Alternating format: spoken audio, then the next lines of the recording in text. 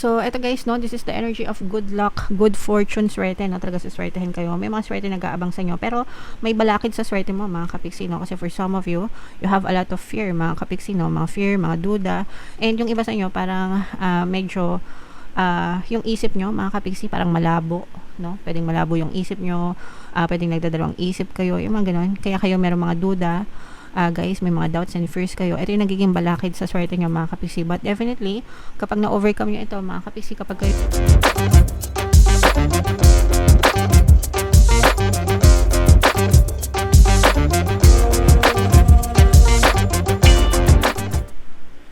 Hello guys, hello Libra. Welcome back to Pinoy Pixie Tarot. Ang pamagat ng episode natin for tonight is sa loob ng 60 days, mga kapiksi, no? Lumang serye na natin to, mga kapiksi, binabalik lang natin dito sa ating channel. Simula ngayong buwan, gagawin na natin tong regular reading dito sa ating channel, mga kapiksi. So, unahin natin tong deck na to, guys. Tingnan natin yung mga mensahe sa inyo or yung mga paparating sa inyo, mga kapiksi. Wow, so we have desire, mga kapiksi, longing, yearning, craving, no, dun sa mga desires nyo, dun sa mga gusto nyo makamit sa buhay nyo, yung mga goals nyo, mga kapiksi. This can be a nice omen na parang sinasabi na within 60 days, guys, pwedeng yung makamit yung mga desires nyo. Syempre, basta nakafocus kayo sa mga specific goals nyo. Kapag nakafocus kayo sa desires nyo, yung energy nyo nagfo-flow doon, guys, and mas mabilis talaga siyang magma-manifest, mga kapiksi. Okay, harness its power to manifest dreams, not delusions, mga kapiksi. So always remember, guys, no, na walang imposible, walang himala, walang milagro. You can be, do, and have anything that you want in your physical reality, kahit ano, guys, as long as maisip nyo siya and you focus your attention to it, magma-manifest talaga siya, guys. Okay, alright, another message for you, Libra. Meron tayong distrust, mga kapiksi. Ito yung mga trust issue, tiwala issue, mga kapiksi, no, suspicion, doubt, mistrust, yung mga pagdududa, mga kapiksi. So, pwedeng meron kayong trust issue with a specific person sa buhay nyo, kahit kanino, kahit sino, mga kapiksi. Pwedeng may tiwala wala kayong tiwala sa kanila or wala silang tiwala sa inyo, pero nagkakaroon nga ng mga pagdududa, mga kapiksi. So, nag-uugat ito sa mga circumstances, no, sa past, no, na sometimes minsan natutrauma tayo, di ba? So, yung mga negative stories, kaya nagkakaroon ng mga trust issues, mga kapiksi. Kaya mag-ingat kayo, guys, sa mga taong kakilala nyo or hindi nyo kakilala. Mag-ingat kayo sa mga pag-share ng mga information, para maiwasan yung mga scam din, mga kapiksi. Okay? Alright. So, yeah. And another message for you, Libra. We have betrayal. Ayan na nga, no? So, meron tayong trust issue, meron pa tayong betrayal, mga kapiksi. So, talagang magkaano siya, parang magkaroon tong sangga, no? So, pag sinabing betrayal, ito yung mga pambabackstab, panloloko, di ba? Deception, lies, backstabbing, yan, sinasaksak kayo patalikod, mga kapiksi. So, iwasan nyo na, syempre hindi nyo naman may iwasan kung sila yung gagawa yan sa inyo, pero kayo, wag nyong gawin sa ibang tao, mga kapiksi. And kung meron mang gumawa yan sa inyo, syempre, if you want to heal yourself, di ba? Kailangan nyo silang tanggapin and patawarin. You have to understand kung saan din nanggagaling yung backstabbing nila, mga kapiksi. Sometimes kasi nagtitrigger din yan, di ba? So you have to understand them and let them understand you as well, para magkaroon yung mga ganyang klaseng conflict, guys. Okay? Alright. So comment down below, Libra, if feeling nyo naka-resonate kayo dyan. shuffle natin to. Tingnan natin yung ganap sa inyo guys sa loob ng 60 days. Habang sinashuffle ko to, panoorin nyo muna yung video natin regarding sa ating paano mag-manifest ng abundance video course. Kapiksi, sawa ka na ba sa mga struggles at hirap sa buhay mo? Masipag ka ba at masikap sa buhay ngunit hindi ka pa rin umaasenso? Ilang beses ka na bang nag-attempt mag-negosyo at mag-invest pero palagi ka pa rin nalulugi?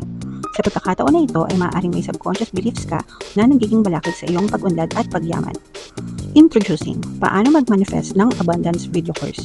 Dito ay matututunan mong ma-overcome ang mga balakid mo para tuluyan ka ng umunlad, umasenso, sumagana, maging matagumpay, successful at maswerte sa iyong kabuhayan, pera, trabaho, negosyo sa lapi at kaperahan ng bonggang-bongga.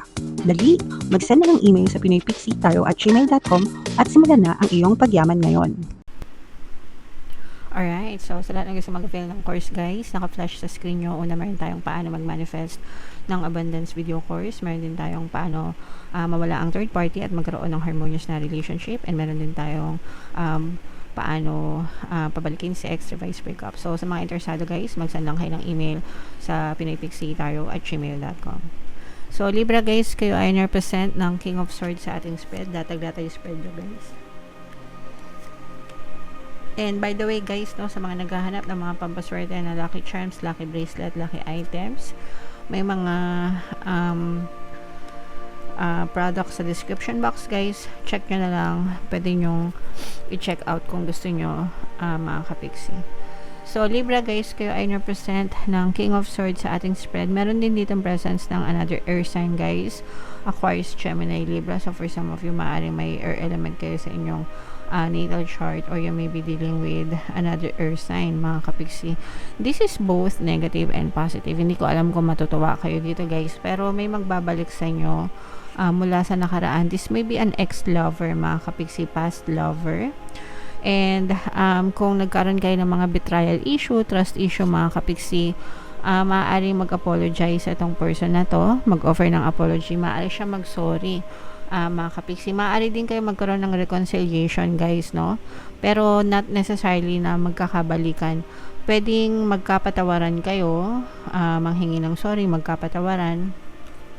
Pwedeng mag-reconnect kayo, mga kapiksi. Ibig sabihin, pwedeng mag-text ulit, mag-chat ulit, pero malabo pa yung magkabalikan kasi yung iba sa inyo, sabi ko nga, meron kayong trust issue, mga kapiksi, at saka yung iba, itong distrust na to, at saka yung iba, parang nag-iingat kayo dito sa person na to kasi parang alam nyo na rin yung ugali na itong person na to na parang hindi siya mapagkakatiwalaan. For some of you, this person may be parang narcissistic or controlling, no? Or yung iba sa inyo, parang very stressed lang kayo, guys, kapag ka nasa paligid nyo itong person na to. Kaya yung iba sa inyo, parang natatakot din kayong makipagbalikan dito sa person na to, mga kapiksi, kasi parang hindi nyo alam yung kanilang intention. Pero definitely guys, parang bibigyan nyo ng chance na magkausap ulit kayo or magkaroon ulit kayo ng connection or communication, pero hindi yung para magbalikan. Pwedeng as friends, pwedeng usap-usap lang, chat lang, pero parang walang label, mga kapiksi. Okay? So, comment down below if naka-resonate kayo dyan. Sa mga naka-resonate guys, kung gusto nyo talaga silang pabalikin, meron tayong pampakonsensya subliminal, pampabalik, yan. Pampamiss, pampabalisa, kahit ano dyan guys, kung ano yung peg nyo napakinggan, depende sa sitwasyon nyo. Libre lahat yan sa YouTube, mga kapiksi. Okay? And on the good side naman, ito yung mga unexpected na pagbabago magaganap sa buhay nyo. Ito yung may kinalaman sa mga desires nyo guys, no? Kaya lumabas yung energy ng desire, especially kung meron kayong mga pinagdadasal, pinagpapanata, mga kapiksi, no? Magkakaroon ng mga positive changes para mag-iiba yung ihip ng hangin sa buhay nyo, mga kapiksi, no? And parang dadalhin kayo niyan sa direksyon kung saan madali nyong makakamit yung pangarap nyo or madali nyong may-hit yung target nyo or yung mga specific desires nyo, mga kapiksi. Okay? So ito, i-mind nyo na to, mind, katuparan ng mga pangarap, wishes coming through, achievement ng desires, yan. Ito mga positive changes na yan guys, talaga mag-iiba yung ihip ng hangin sa inyo. So, i-mind nyo na yan, mga kapiksi, sa comment section. What else guys? Pati yung reconciliation, no? I-mind nyo na kung gusto nyo talagang magkabalikan kayo or at least mag-connect ulit kayo ng person na yun, mga kapiksi. So, eto guys, no, this is the energy of good luck, good fortune, swerte, no, talaga sa swertehin kayo. May mga swerte nag-aabang sa inyo, pero may balakid sa swerte mo, mga kapiksi, no, kasi for some of you, you have a lot of fear, mga kapiksi, no, mga fear, mga duda, and yung iba sa inyo, parang medyo, yung isip nyo, mga kapiksi, parang malabo, no, pwedeng malabo yung isip nyo, pwedeng nagdadalawang isip kayo, yung mga ganon, kaya kayo merong mga duda, guys, may mga doubts and fears kayo. Ito yung nagiging balakid sa swerte nyo, mga kapiksi. But definitely, kapag na-overcome nyo ito, mga kapiksi, kapag kayo ay nagkaroon ng clarity of the mind, guys, no, talaga magiging magaan yung pasok ng swerte sa inyo, guys. Ibig sabihin ng clarity of the mind, mga kapiksi, kailangan yung isip nyo sigurado, no, kung ibig sabihin, meron kayong target, meron kayong specific goal, desire, fixated ka doon, yung vision mo, 'di ba? Kahit anong mangyari, ito lang yung gusto ko, ito yung gagawin ko, ito yung gusto ko, ito yung gusto ko, ito yung gusto ko. Yun yung ibig sabihin na malinaw yung isip, mga kapiksi. Hindi yung pabago-bago yung isip, no? Yung iba kasing tao ganun, pabago-bago yung isip, guys. So, kaya nagkakaroon ng delay sa mga manifestation kasi pabago-bago yung isip. Alright? So, ito guys, i-mind nyo na itong mga swerte na to, itong mga positive changes, guys. Itong mga dreams coming true yan. Nako, i-mind nyo na yan sa comment section, mga kapiksi. So, buno tayo ng isa pang card, Libra, para sa inyong additional na mensahe. So, yeah. Close up natin para mabasa nyo. Yan. If you pay close attention, you will notice all the doors that are once closed are opening up, just in different form. Things may not appear exactly as you had envisioned. So, ito yung sinasabi ko sa inyo, guys, madalas na yung opportunities nandyan lang sa paligid, no? Minsan lang hindi nyo napapansin or hindi nyo pinapansin. Dahil abala kayo, 'di ba, sa buhay nyo, busy-busyhan, ganyan. Pero if you pay attention closely, guys, as in active nagsik kayo talaga, ganyan, makikita nyo yan, as in, parang marirealize nyo, ay, pwede pala to, ay, oo nga, no, as in, magkakaroon kayo ng aha moments, guys, no. So, wag masyadong distraction, bawasan nyo yung screen time nyo, guys, no. And mag-focus kayo sa buhay nyo. Kailangan may plano, mga kapiksi, no, kasi ang pagkakaiba, guys, ng mga taong successful, ng mga taong nagtatagumpay, sa mga taong nakakaalam, ay nasa pagkilos. So, kilos-kilos, di ba? Yeah. So, comment down below. Libra, if feeling nyo naka-resonate kayo, and again, yung mga magaganda dito, guys, i-mind nyo na sa comment section for more tarot readings sa yung playlist nyo. Ito naman yung ating success stories ng paano mag-manifest ng abundance video course. Thank you for liking, sharing, and subscribing. See you next time. I love you all, guys. Have a nice day. Bye-bye.